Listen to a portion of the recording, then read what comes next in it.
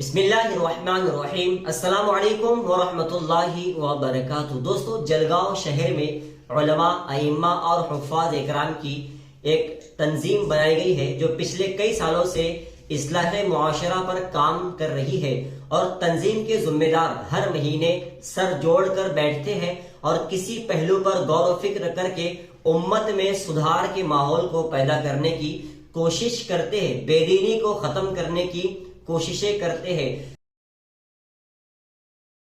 جیسے شادیوں میں خرافات کرنا، ڈی جے بجانا، یہ تمام چیزوں کو بند کیا گیا ہے۔ ایسے ہی علماء اکرام کے مسائل کو لے کر بیٹھنا، امت میں موجود بے حیائی جو پھیلتی جا رہی ہے اس کو دور کرنے کے لیے، ارتداد کے مسائل پر غور و خوض کرنے کے لیے سر جوڑ کر بیٹھتے ہیں، اور یہ مسائل کا خاتمہ کیسے ہو اس کے لیے علماء کی تنظیم ذمہ داروں سے مل کر، محلے والوں سے مل کر کام کرتی ہے۔ تنظیم کے ذریعے سے شہر میں دارالقضاء کا قیام بھی عمل میں آیا ہے، جو پچھلے کئی سالوں سے شہر میں ضلع بھر کے مسلمانوں کے لیے ان کے ملی مسائل پر، گھریلو مسائل پر، طلاق پر اور وراثت کے تمام مسائل پر غور و خوض کرتی ہے اور ان مسئلوں کو حل کرتی ہے۔ آج جلگاؤں شہر میں تنظیم علماء کی طرف سے کانفرنس کی گئی، جس میں مفتی اشفاق صاحب آکولہ سے تشریف لائے تھے۔ اس اہم کانفرنس کی شروعات جو ہے قاری وسیم صاحب کی قرات قرآن کریم کی تلاوت سے کی گئی۔ مفتی افضل صاحب نے پروگرام کی غرض و غایت پیش کی۔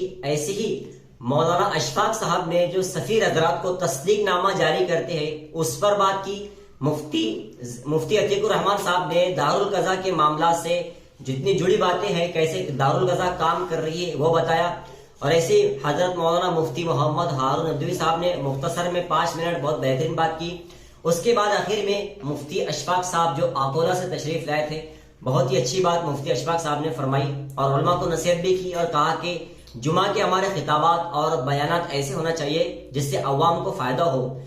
تمام شعبوں کے اندر ہمارے بیانات ہونا چاہیے، ہم ہمارے بیانات کو سمیٹ کر نہ رکھیں، مختصر میں بس نماز روزے کی بات نہ کریں۔ آج جس کی سب سے بڑی ضرورت ہے اس کو لوگوں تک پہنچانے کی کوشش کریں۔ اور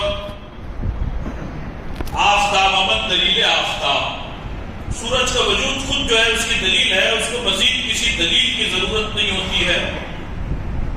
میں اس پر گفتگو نہیں کروں گا، میں تو یہ کہنا چاہ رہا ہوں کہ یہ دنیا کا واحد معاشرہ، واحد برادری، تنہا گروہ ہے جو اپنی تنظیم بھی بناتا ہے تو دوسروں کے مفاد کے لیے۔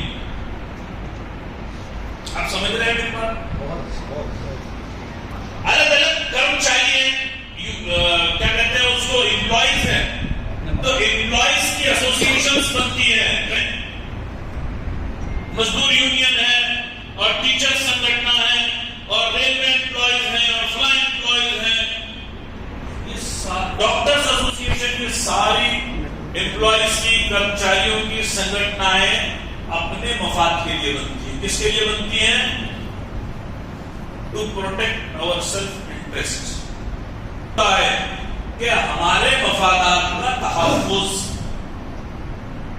تنخواہ کتنی ملنی چاہیے، گریجویٹی کتنی ملنی چاہیے، انکریمنٹ کتنا ہونا چاہیے، چھٹیاں کتنی ملنی چاہیے، میڈیکل لیو کیسے ملنی چاہیے۔